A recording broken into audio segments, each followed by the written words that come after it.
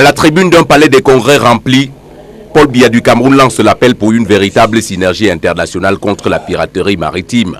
Le défi est immense, mais nous ne pouvons ni ne voulons nous y dérober.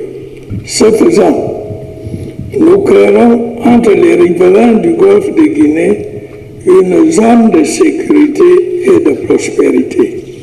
C'est le point d'orgue de la cérémonie d'ouverture du sommet des chefs d'État et de gouvernement sur la sécurité maritime dans le golfe de Guinée. C'est le premier du genre et une dizaine de chefs d'État ont effectué le déplacement de Yaoundé pour ce rendez-vous suggéré par les Nations Unies.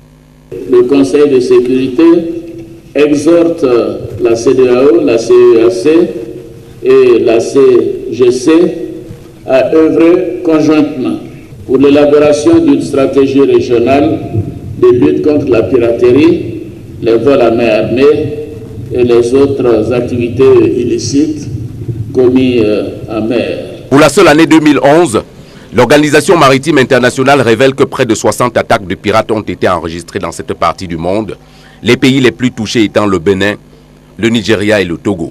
Le golfe de Guinée compte un peu plus de 200 millions d'habitants qui pour certains vivent la peur au ventre. C'est que la piraterie maritime a atteint des proportions inquiétantes qui nécessitent une réponse globale et concertée. Et c'est le principal enjeu de ce conclave. Je voudrais enfin dire ici combien il sera important que les décisions et les recommandations issues de nos délibérations soient effectivement mises en œuvre. Parmi ces recommandations qui devraient intégrer la déclaration dite de Yaoundé, on attend la mise en place d'un centre de coordination interrégional pour l'échange d'informations sur la sécurité maritime. Les propositions d'experts sont soumises pour validation à l'appréciation des chefs d'État. En dehors du centrafricain Michel Djotodia, tous les leaders de la zone CEMAC ont fait le déplacement de Yaoundé, la ville aux 7 collines qui, le temps de ces 2 jours de travaux, s'offre le titre de capitale de la sécurité maritime.